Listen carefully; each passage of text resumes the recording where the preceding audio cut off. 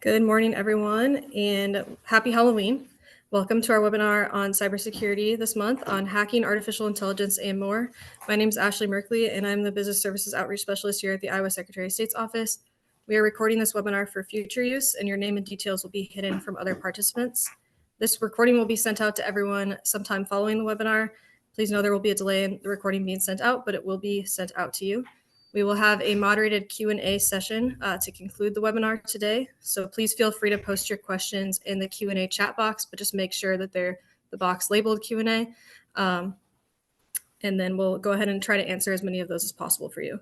Thanks for joining us to learn about a crucial topic. And now I'm going to turn it over to Secretary Pate for some remarks. Hey everyone, and happy Cybersecurity Awareness Month. I'm Iowa Secretary of State Paul Pate. I want to thank you for joining us today for our cybersecurity webinar with Casey Ellis, the founder, chairman, and chief technology officer of Bugcrowd. In addition to Casey, we'll be joined by Deputy Secretary of State and Chief of Staff Michael Ross about white hat hacking, artificial intelligence, and more. We appreciate having some of your time today and look forward to Bugcrowd's presentation on this crucial information. According to the 2023 Cybersecurity Almanac, approximately 43% of last year's cyber attacks specifically targeted small businesses, and many ask whether insurance will cover these issues. In some cases, yes, but oftentimes these policies are unaffordable, which further hurts businesses, and when these attacks are successful, approximately 60% of the victims go out of business within 6 months. This hurts your bottom line and impacts not only you, but your customers. We know that tech world is ever changing, and it's important for you to stay informed about the latest trends and threats. We are grateful to Bugcrowd for their support and services, and I'm glad that we could partner with them to provide you all with this information that can help both you and your businesses stay secure. Welcome, and thank you again to Casey and Michael for joining us today to have this important conversation. Thank you, Secretary Pate, for those remarks. And I'll go ahead and introduce our presenters today. So Casey is the founder and chief technology officer of Bugcrowd, as well as the co-founder of the Disclose.io project. He is a 20-year veteran of information security who spent his childhood inventing things and generally getting technology to do things it isn't supposed to do. Casey pioneered the crowdsourced security as a service model, launching the first bug bounty programs on the Bugcrowd platform in 2012, and co-founded the Disclose.io vulnerability disclosure standardization project in 2014. Since then, he has personally advised the U.S. Department of Defense and Department of Homeland Security, CISA, the Australian and UK intelligence communities, and various U.S. House and Senate legislative cybersecurity initiatives, including preemptive cyberspace protection ahead of the 2020 presidential elections. Michael Ross is the Deputy Secretary of State and Chief of Staff for Iowa Secretary of State Paul Pate. Michael and his wife Rhonda have 6 children and 8 grandchildren. He worked for Secretary Pate during his first term in the 1990s. 16 years later, Secretary Pate ran again for statewide office, and Michael joined Secretary Pate's office.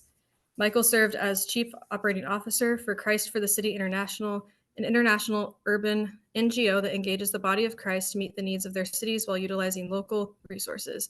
Their goal is to transform cities by transforming lives. He founded the Urban Plunge program. Small groups spend a weekend serving 8 different social service organizations in an under-resourced community. He previously owned a small business that raised money and provided grassroots organizing for various federal, state, and local politicians and causes. And with that, I'm going to go ahead and turn it over to Michael and Casey, and thank you for joining us again today. Thank you, Ashley. Appreciate the introduction. Appreciate the introduction from Secretary Pate as well. Just a quick thing, Ashley, if you wouldn't mind sharing the slides up. I'm having a bit of an issue with the screen sharing thing on my end here, which was unexpected, but that's the nature of computers, right? It's kind of why we're all here to have the conversation today. So, right, no problem. Yep, I'll go ahead and get those. Thank you, Casey. Thank you. Appreciate that. So, Michael, good to see you again. Good. We're just waiting for the slides to come up. So, yeah. So, really, the conversation today is basically designed as a primer and kind of an introduction to what is crowdsourced security. What is the role of ethical hackers? In Ashley's introduction, in my bio, part of what I call out there is that I self-identify. I grew up as a hacker. I think when people hear that term, oftentimes there's this instinctive reaction of fear because they assume that a hacker is someone who's cloaked in a black hoodie or a mask or whatever else, and they're trying to break in and do nefarious things. Part of, I guess, what Michael and I are here to talk about a little bit and kind of elucidate to the audience is the fact that hacking is a skill. It's not necessarily good or bad. It's like anything that's powerful. Those things become dual use. I think hackers are better known historically for the bad stuff that goes on. But the community that I come from, that I'm a part of, and ultimately the community that we actually harness through Bugcrowd to deliver questions or answers rather to difficult security questions, is kind of the equivalent of locksmiths instead of burglars, if that makes sense. So we'll be going through some of that today. But yeah, from an introduction standpoint, we've covered that off. What is crowdsourced security? Who are the hackers? What is a vulnerability disclosure program? What is this sort of convergence point? What are we starting to see surface when it comes to hacking and generative AI? Because obviously that's kind of dumped itself on the internet pretty dramatically over the past 9 months, and it's a good thing to be talking about. And yeah, just echoing Ashley's kind of encouragement at the start of the call, like this is a conversation. Listening to us go through slides is one thing, but actually being able to answer questions and engage with y'all as an audience is something that we very much like to do. So get them in and jump in. We can make this interactive. Michael, did you want to add anything to that? Yeah, I think the background, why is our office involved in this? For most of you, our office is corporate registration, biannual reports, but we also oversee elections. And we kind of woke up one day and discovered that as part of elections, we're part of the critical infrastructure. And honestly, I had to Google that. I wasn't sure what that meant. But the federal government didn't know who ran elections either. And so we've really have been on this path towards cyber maturity. And I think that's one of the things today, if you're a business owner and you're kind of and what is this, what is cybersecurity? What is hacking? Who are hackers? What can I do to protect myself? I just think it's you have to look at it. This is a road to cyber maturity. You're not going to achieve it. You're not going to be there. But you just need to kind of head down further on that path. Yeah, I love that. I do think that's an important kind of starting point for the conversation. Security. I've been, as I mentioned before, I've been hacking since childhood. Basically, I've been in cybersecurity as a career since I finished high school, which feels like a million years ago and yesterday all at the same time. But the thing that has become very clear is that error is human. There's basically not a high likelihood that we're going to fully ever solve cybersecurity, because for starters, it's a product of human creativity. Like, humans are incredible, we're powerful, we come up with great ideas, we execute, we do all those things, but we're also not perfect in how we do that. And some of those imperfections lead to mistakes that create vulnerabilities that the adversary ultimately exploits. And then there's that side of it. The adversary themselves are also creative as well, right? They've got their own incentives. They've got reasons for doing what they think is important. All those different ways of getting their thing done. And really what it comes down to is there's kind of a cat and mouse game that we play as defenders. We make things a little bit more resilient. We make it a little bit too difficult for the adversary. Then they decide they still want to get their thing done anyway. They'll innovate past us, and it's this kind of one-upping thing. So it is very much more a journey than it is a destination. But I think it's a journey that we should all be on. And I think a big part of what's been a pleasure in terms of working with the state of Iowa is just like literally the inclusion of this white hat hacker community as a part of providing feedback and helping them along with that journey. And when we were we attended DEF CON, which is that hacking convention in Las Vegas. I don't know if the listeners have participated. If so, I would encourage them to go out and check it out. I think the first year you just kind of in amazement what's going on. It probably takes a couple of years, but we went out there and just were really concerned about elections and hacking, and didn't really know this community, had a lot of distrust, and who are these people? And I think the thing that I discovered after a lot of conversations were hackers were not anarchists. They weren't trying to destroy the world. I'm guessing there are probably a few anarchists out there, but not generally not a lot. And they were really kind of puzzlers and patriotic, and what can I do to fix things? And so I think maybe you could share a little bit about who is a hacker? Because in my mind, I have this negative concept of a hacker. And while it's true, there is an adversary out there looking to get in, there is a large contingency that's here to protect, here to try and help us figure out things that are broken. Yeah, most definitely, most definitely. We've actually got a slide that we get to in a little bit that starts to dive into some of that stuff. So we'll touch on that there. But I think that the top down kind of readout that you just gave is exactly accurate. The skills that the adversary possesses, ultimately what it comes down to, I think, in terms of what a hacker is and what those core motivations are, it's curiosity. It's the desire to understand how a thing works. And oftentimes the way that we'll approach gaining that understanding is to take the assumptions of a system, tip them upside down, and see what falls out. It's like almost the first thing that we do whenever we see new technologies, try to use it for something other than its intended purpose, which lends itself pretty well to security testing, but also into innovation and all sorts of other things. And when you think about it at that level, it's like, okay, that's kind of a morally agnostic tendency. It's a morally agnostic skill set. It could be used for harm, because sometimes the things that fall out you can use to exploit and manipulate and steal and do all those different things.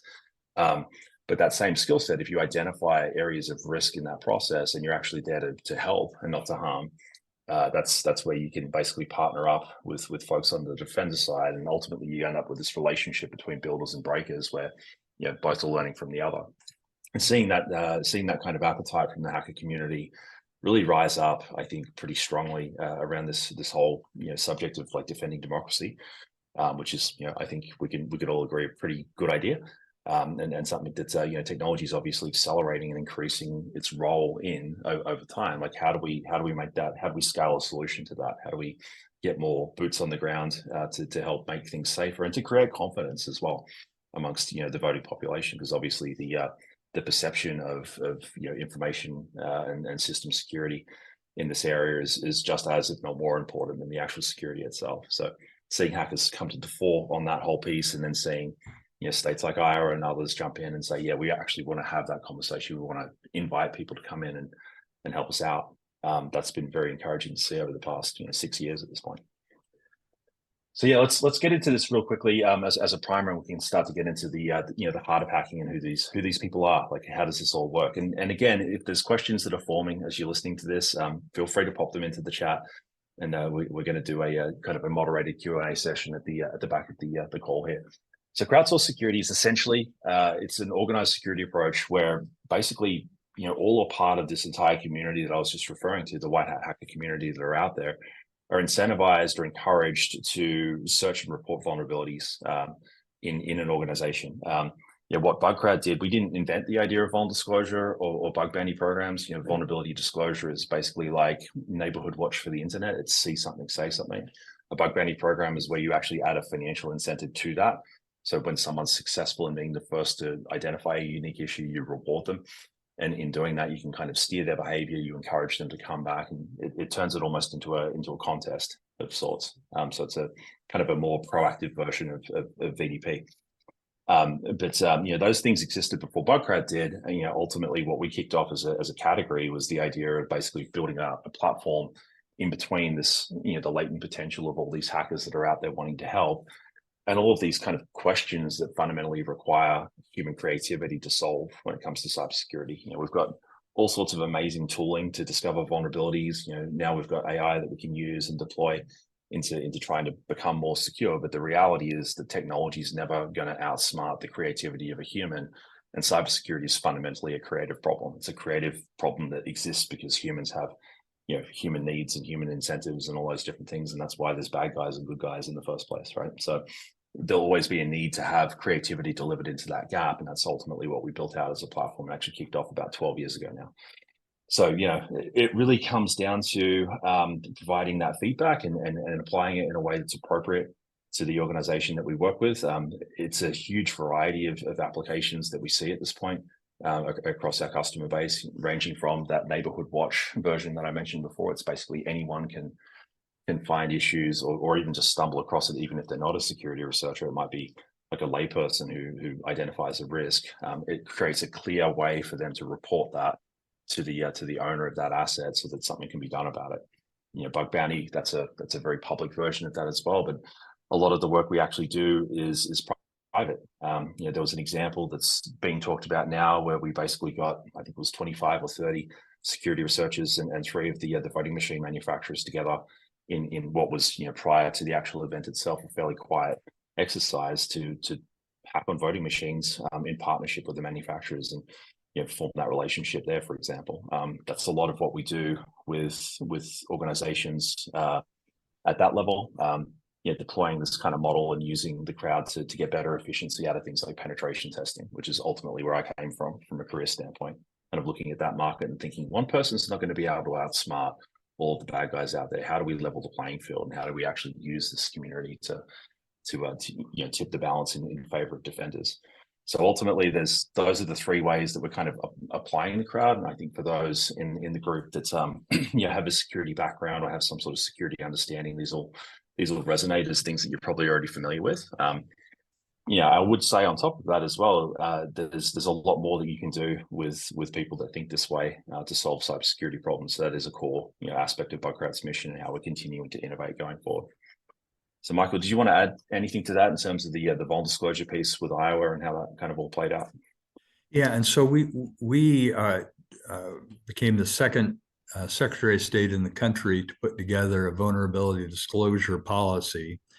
And that was important for us because, again, we want to reassure the public about that elections are safe and secure. And I think we have a kind of get to that whole point of talking about the VDP. I'll probably come back in and share a little bit about why we're working with you guys, and then kind of maybe encourage businesses to, especially if they have any part of their business that's on the internet, to look at what can they do,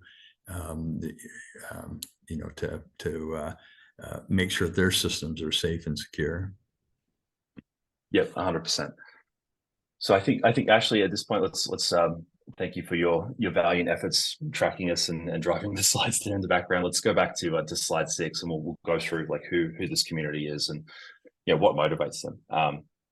There you go, perfect. So a report that Bugcrowd's done. We started doing this probably about 2 or 3 years into starting the company because this question of like who are hackers? We thought they were nasty, bad people that do malicious things to computers.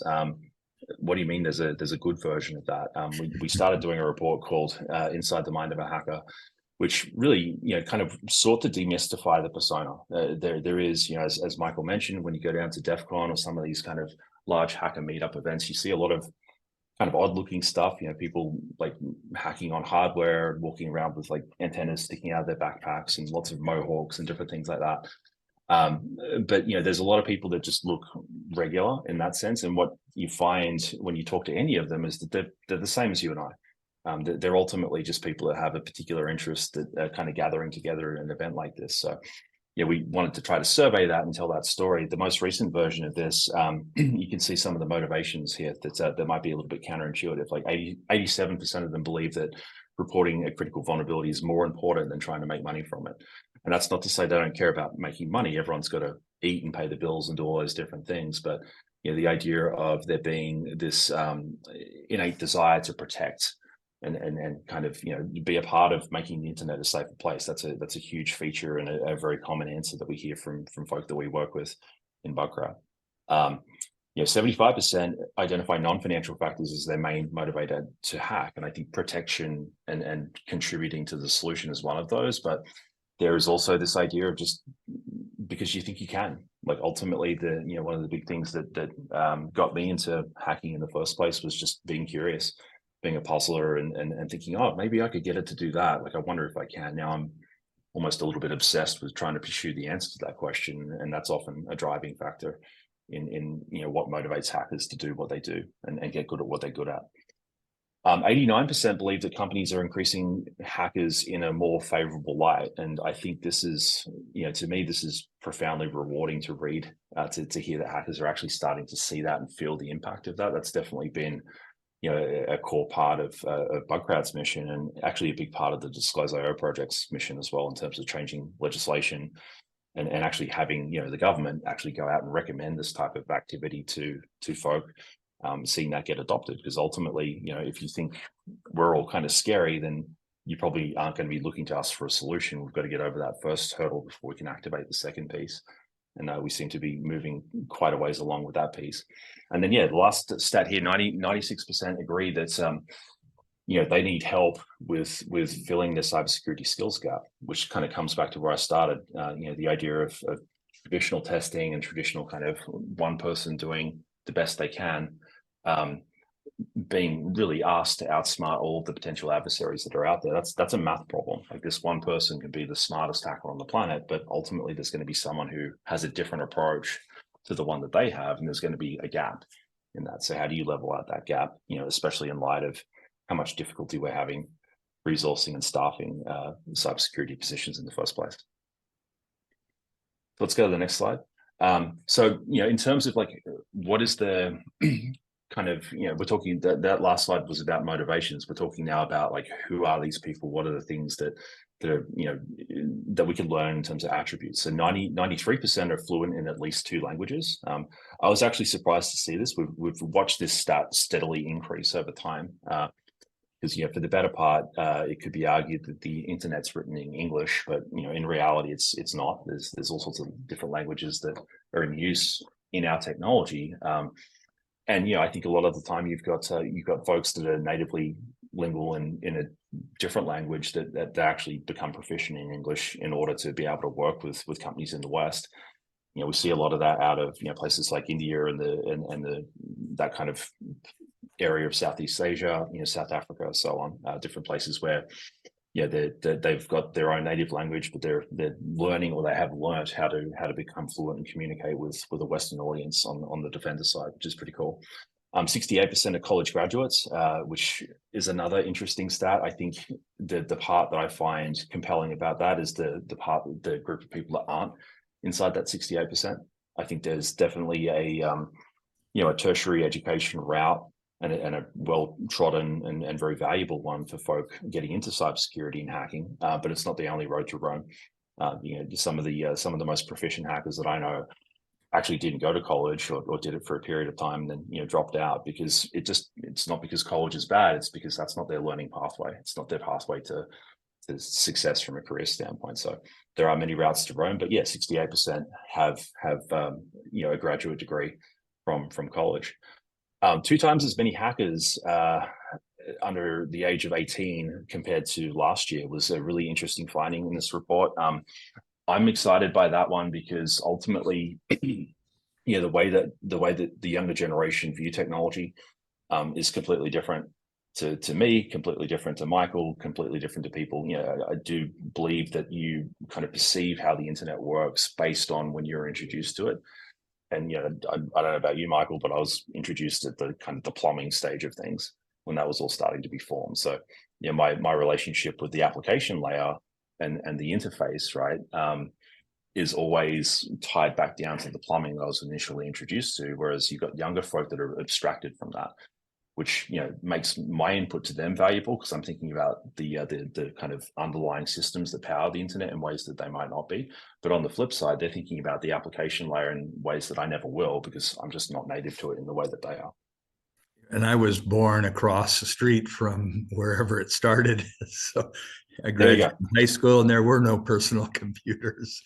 And I didn't think even into college. So it is impressive to see that what it is able to do for us, technology, but also just how young people, it's natural for them. It's how they grew up. It's what they expect and they understand it. Most definitely. Without me having to explain it. Yeah, and ultimately, I think the thing that I get excited about around this growth in that cohort is that they're the ones that are going to inherit this problem. Like this is a multi-generational problem that we're working on here. This is stuff that we have to solve today. But when you think about the role the internet plays in our life and how that's accelerated over the past 10 years, we can only expect that acceleration to continue. And they're ultimately going to be the ones kind of carrying the bag on how this all works. So the fact that they're stepping up and stepping into that, I get pretty excited by that. Last one, 77% work in IT or cybersecurity full time. So keep in mind that the crowd that we're talking about, the community that we've assembled through Bugcrowd. The interaction, we've got the ability to actually effectively contract people and have them work on a pay for time or pay for task basis. But if we're talking about a bug bounty program, they're essentially competing to be successful. So the coupling that they have with us in that sense is fairly loose. Some of them do that stuff full time, and this is actually how they make their living, but others are basically moonlighting. In terms of their day job, they come to this type of thing to supplement their income, or they're doing it because they get to hack on things they might not get to hack on during their day job. They might be going back to that protector bias that we talked about before. They want to be a bigger contributor to making the internet a safer place. There's all sorts of different reasons why people do that. That's a pretty important one, because I think there is a general misconception of the level of professionalism that's available from the hacking community. Like, it is true that there's folk in the community that's they've got their own very strong points of view, and when it comes to interfacing that with a business, that could be challenging. But that's, from my perspective, kind of the minority. And by the way, those folk are incredibly valuable as well. You just got to do a little bit more effort, go through a little bit of extra effort to plug them in. I think the broader community and the broader group, they are literally doing this and they're viewing it as a career. So they're professional in their approach, they're professional in their considerations of what y'all are thinking about from a defense standpoint, and they're just trying to connect the value that they can bring to the problems that you've got. So that's a pretty important call out, I think.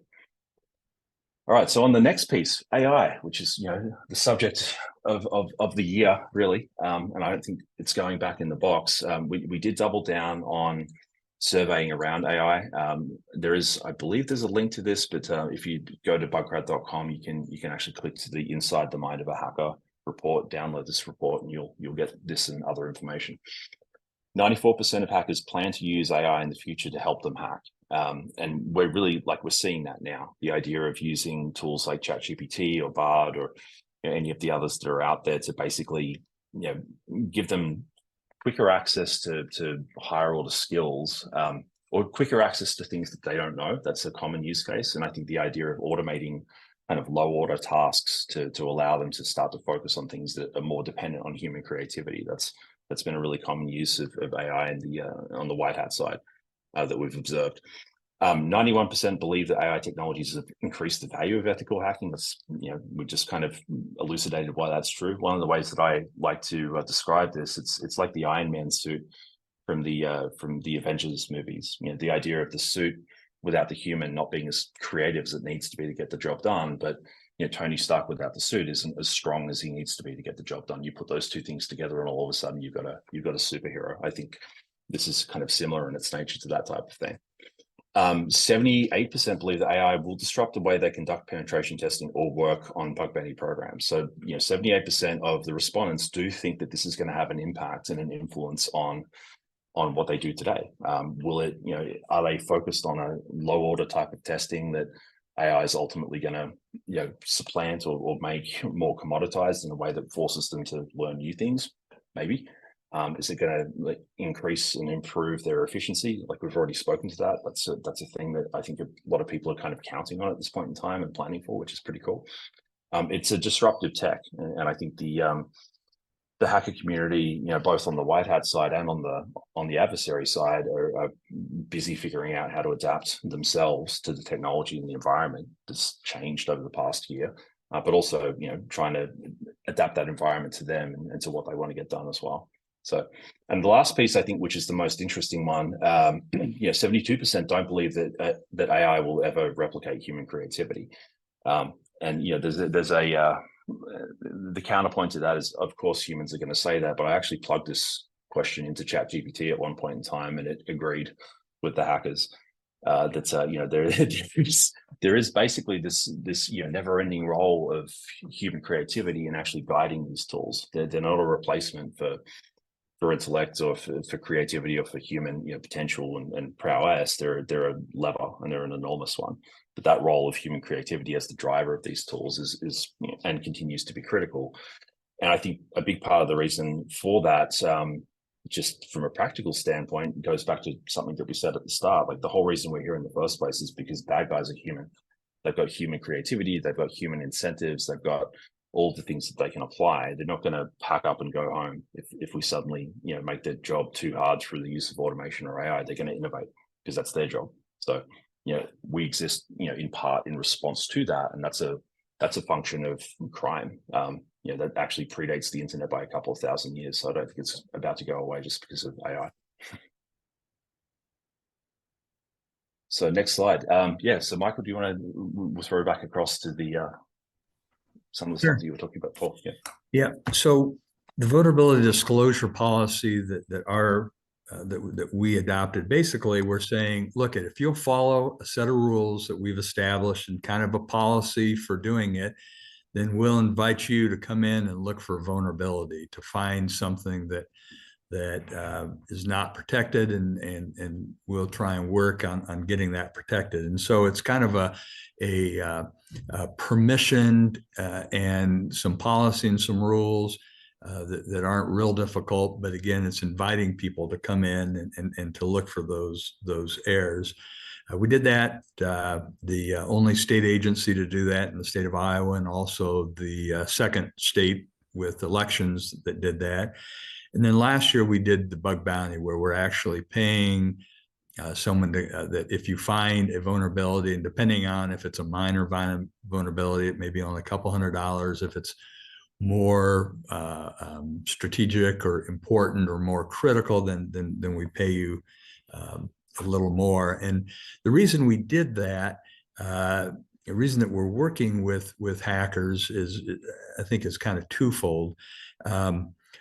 One, we've done pen tests, and so we've had the federal government come in and do a pen test. We've had the Iowa has the Iowa Guard is one of the top cyber units in the country. They've come in, they've looked for vulnerabilities and suggested ways. We've had a large, well-known corporation come in and do that. And so we've had test after test by different groups looking for vulnerabilities. And yet when we allow white hat hackers to come in, they find things that these other groups haven't found. And I think it really goes back to that hacker is a puzzler. They wonder, they take things apart. They see things differently than the federal government sees. They see things differently than the military. They even see things differently than corporate America. They're almost creative entrepreneurs in and of themselves, and and so they're able to, again, find things and that the other groups don't. And then I think the second reason that we invite the white hat community to come in, the researchers to come in and look, is we want to reassure the public that elections are accurate, and that our registration database is well protected, and that we want to do both, concerned about the integrity of the election, and also we want to increase participation. And so I think, one of the things, if I say, hey, I'm from the government, I'm here to help, that's probably one of the, I don't know, there's all kinds of jokes around that. But, for a lot of people, I'm from the government. Oh, sure, you're the government. You say everything's good. Why wouldn't you say everything is good? And so I think having independent researchers come in, they can verify that it's good. And I think that, again, helps to reassure the public. On the screen, cybersecurity is a race without a finish line, and that is accurate. We've used Bugcrowd, and there's other groups out there. But I would encourage you that if you're a business and you're listening, and any part of your business is connected to the internet or to a website, I think you really want to make sure that people can't come in and hack you, change what's on, steal your data, and I think this is just one of those sources. Again, there are law enforcement, or your trade association might have groups, and again, we've used all types of organizations and groups. It's just not one thing works. The thing we enjoy working with the company is they also, the advantage we have is that they also process what these vulnerabilities are. They speak the language, and not everything they that is sent is a vulnerability, nor is it part of the scope. And so having a neutral party, or even having a party that researchers trust more than the government, I think is very helpful. And so it allows us to get some expertise from them, so that if there is a vulnerability, our IT can, it's kind of, here's what we need to do to mitigate that. Again, if just that trust factor, they're probably more trusted by their community than we are. And so, again, I just encourage businesses to, if the internet's any part of your business, this might be one of those options you want to consider. Yeah, absolutely. I've just seen a question come in. So what is a pen test, Michael? So a pen test is where you are inviting an organization to come in and to look for vulnerabilities. And it's not just your internet, it's your whole cyber infrastructure. When we've done pen tests, we've done different type of pen tests where we said, try and break in. And then we've also done pen tests where we say, okay, you haven't been able to break in. If you had the credentials, if an employee was upset or somehow you got into our system, what damage could you do? And so those are kind of two areas that we do with that pen test. And so it's penetration test. Can you penetrate the cybersecurity defenses? Can you penetrate that infrastructure? Can you move from one place to another? Can you, cause damage? And so that's one of the tests that we do several times a year, and we do it on different systems to test for that. Casey, you're in the business, you might have a better explanation. Yeah, no, forgive me for putting you on the spot there, but I think it was a term of art clarification from one of the folk in the audience, and thank you for that. But yeah, I mean, I think that's the iOS OS kind of use of pen testing is really important to call out there. I think the thing I would say is that ultimately, like if we're talking about a vulnerability disclosure program, the intent of that is for it to be basically public in terms of participation. Like anyone can submit a vulnerability if they find one, and there's an inherently kind of open nature to that that I think is important for organizations to have. But it's not necessarily something that you're going to focus up and do the kind of work that you need to go off and fix in a more quiet fashion. So the other version of testing is ultimately where you're taking pen testers or even security researchers and deploying them privately, and it looks more like a consulting engagement. So you've gotten people to come in and do a particular set of work or look at a particular set of assets or whatever it might be. Michael, as you mentioned, like there could be an objective where you've got a particular set of things that you're most concerned about as an organization. You want to see if they're possible or not. There's all sorts of different ways you can kind of structure a pen test. And yeah, probably the biggest difference in my mind is the fact that it's done privately. So it's done quietly. The number of people that participate ranges from one to, with the crowdsourced pen testing that we do, we'll bring in 20, 25 of the right people that we've selected through CrowdMatch to basically have the best understanding of your infrastructure and your environment to be able to actually give you this type of feedback. It runs for a period of time. Sometimes it can run continuously, and then you get your vulnerability reports and your impact reports off the back of that, and you can go off and deal with those, according to the priority that you set at that point in time. So, yeah, it's a great question, because I think honestly, pen testing's been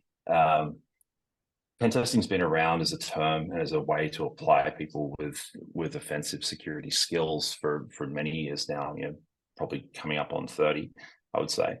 And the definition is quite broad. It really does get boiled down to the idea of the work being done privately under non-disclosure agreement. Generally it's a fixed price kind of engagement, and it's powered by humans. I think that's the other attribute of pen testing that is commonly accepted. So that's a great question. But let's talk about VDP. We'll come back to that. So yeah, so VDP is, as I said, see something, say something. I guess Michael, the question on this one in terms of how Iowa put together their vulnerability disclosure policy. Like, what were some of the considerations around that, and what did that process actually look like for you? So for us, it was, well, first it's important to get some expertise, and so our IT people looked at what out in the industry was a VDP that we could do. What are the rules that we could do?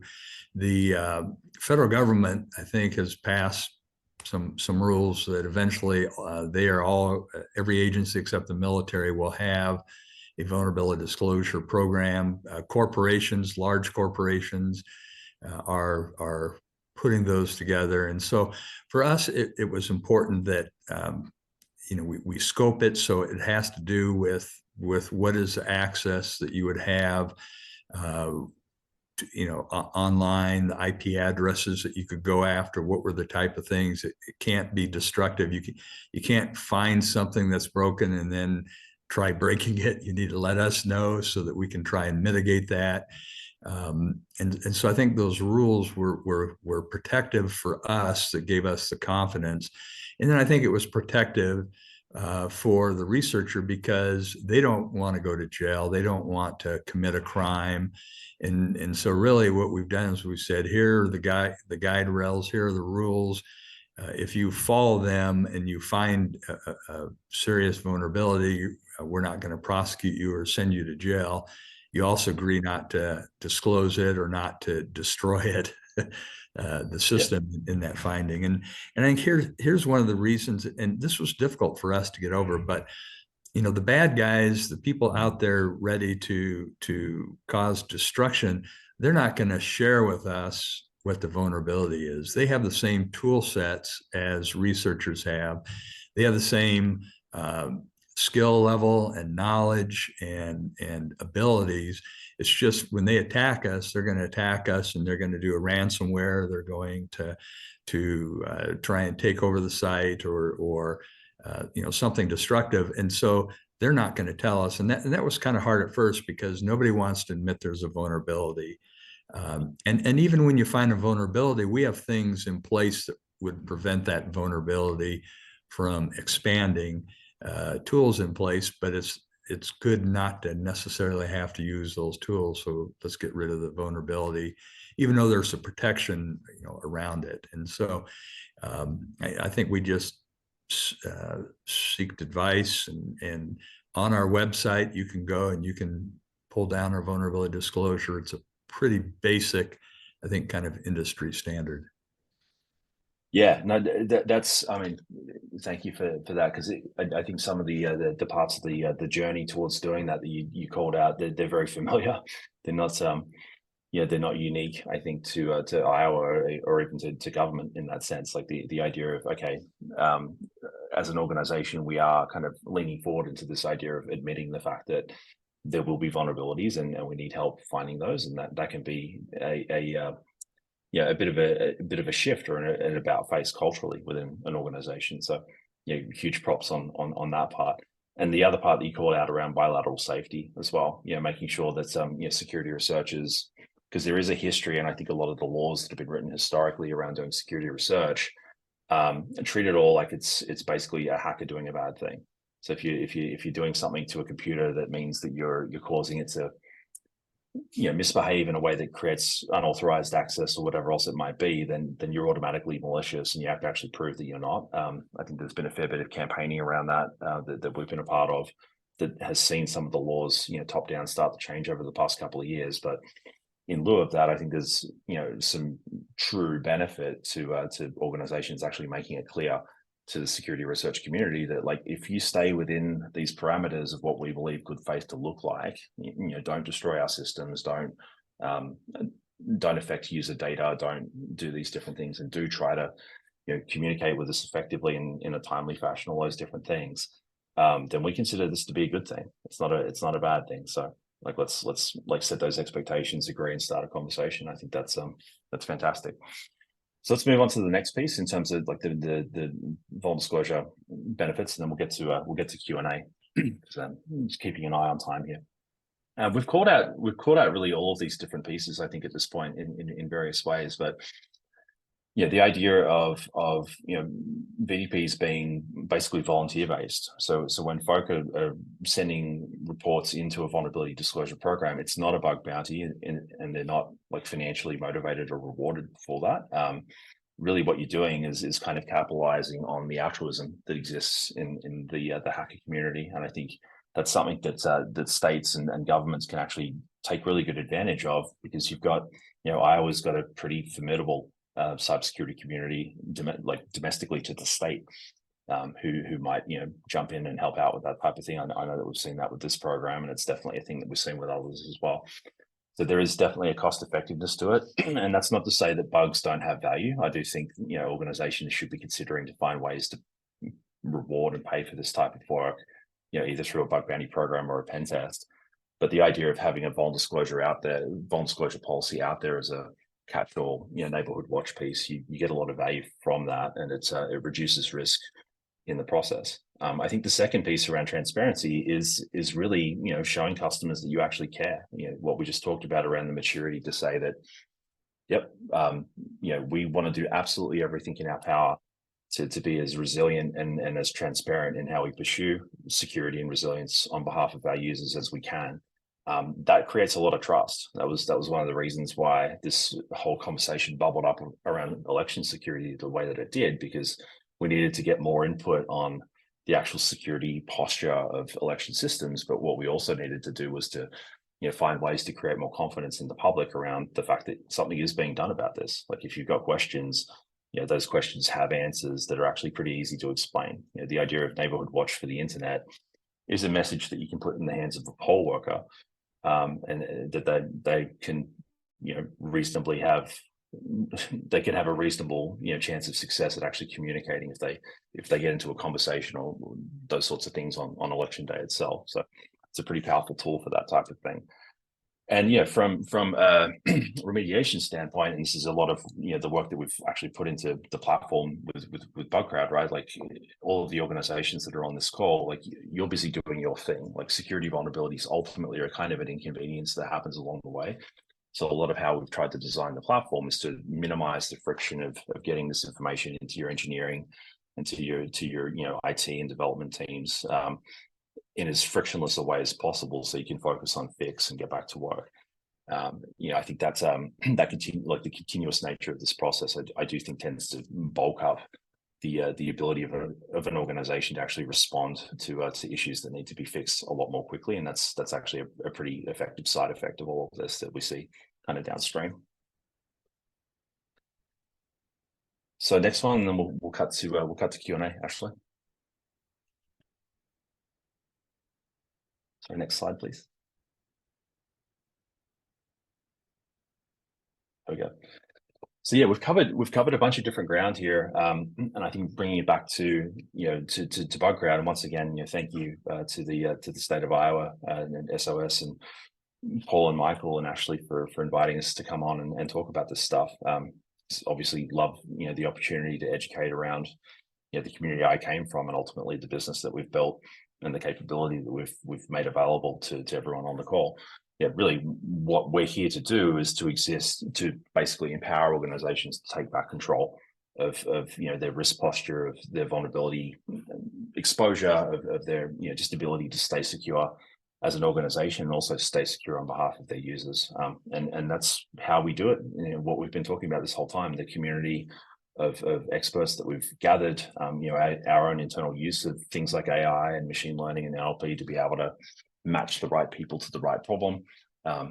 And also, if you're talking about vulnerability disclosure and listening to the entire internet, like how to do that in an efficient and effective way so that, y'all can get on with running your businesses and, dealing with security issues as they come in, but have that be as little additional overhead to what you're doing on a business as usual basis as we can make it, and get all the benefit in the process.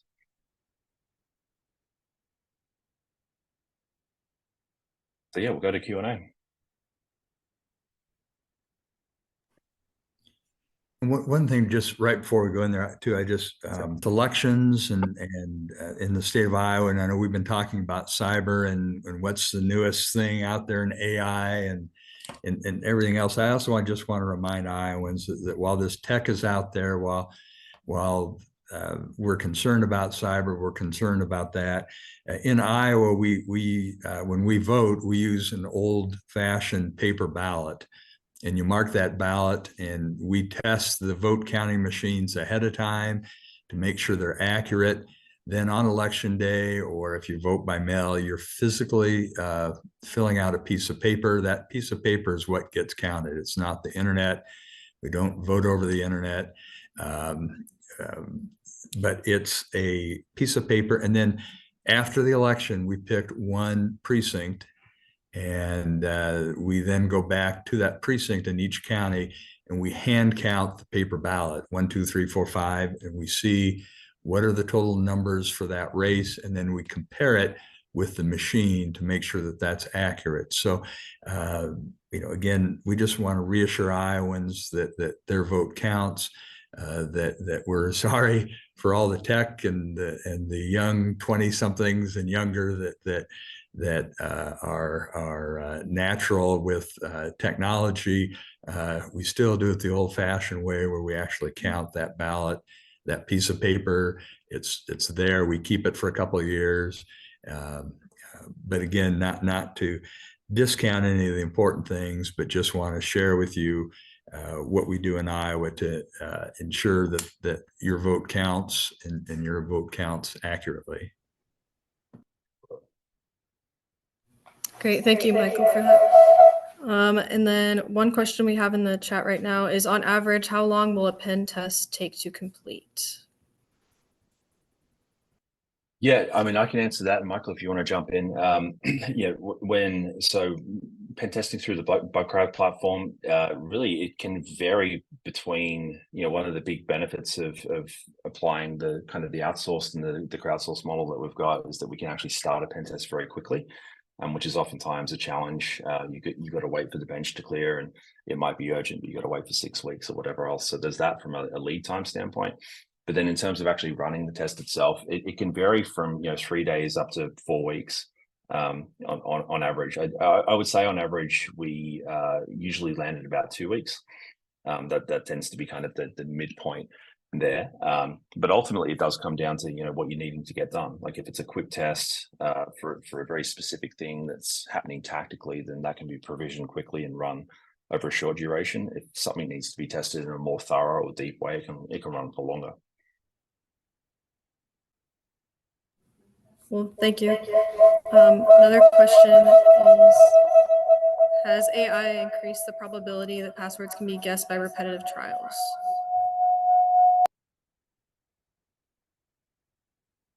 Yeah, probability that can be guessed by repetitive trials.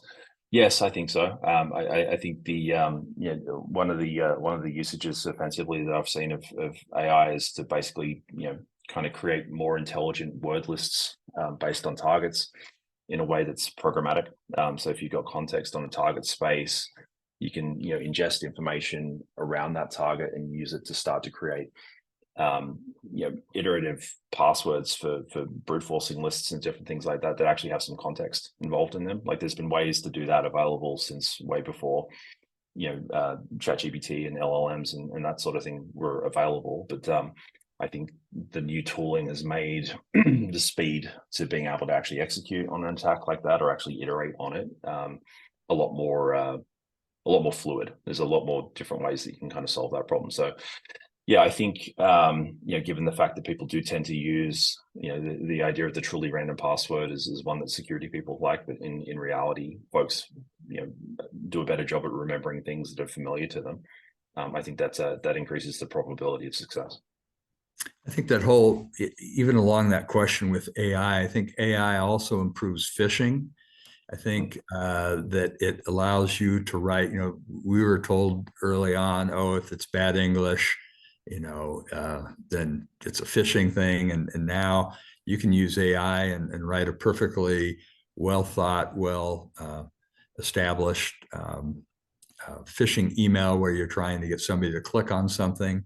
And so I think that, that increases it. I think AI Also allows maybe an average hacker to become better because they can enter code in and it's going to improve their code.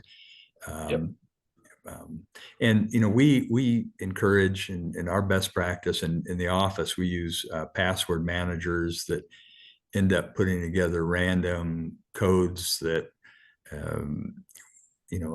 are very, very difficult. And so yes, using your first name and your grandkid's first name and then a number, don't even try that. Not good practice. It's not the way to do that. So we do encourage county officials and to use password managers or to use complex passwords.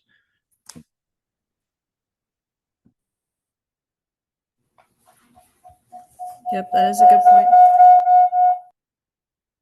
Have time for one more. Does your company help with finding human traffickers that are online? That's a question that we have in the chat right now. Yeah, that's a great question. So the whole idea of applying crowdsourcing for basically open source intelligence to feed into solving problems like human trafficking. Bugcrowd doesn't do that as a service ourselves, but we've got some pretty good relationships with some of the organizations that do. Because ultimately, like we kind of we were very early on in the idea of like how do you leverage a crowd of creative people in the security space towards a directed outcome, and this is a version of that. So anytime that sort of idea comes up, we can kind of get pulled into orbit of it, and ultimately that one is a really important problem to solve. I think. So that's the answer in terms of a direct product standpoint. Do we actually deploy our crowd into that problem? Not directly. But the other thing I would say is that we've actually worked with a lot of organizations that basically work to combat sex trafficking, in particular on their own cybersecurity. Because when you think about what they're doing, they become a pretty massive target for the traffickers and the organized crime that's around activities like that. So they need help locking their own stuff down. We've done charity programs, for example, in the past where there's been a pretty overwhelming response from the hacker community because they can actually acknowledge and identify with the fact that this is a big problem that needs to be solved. I'd actually like to be a part of the solution to it. So that is an area where we have actually worked with that space directly. Cool, thank you. And then the last question that we're going to have time to answer is, does the Iowa Secretary of State's office use Albert sensors? So Michael, if you want to take that one. So yeah, the short answer is yes, we do have an Albert sensor. Great, thank you.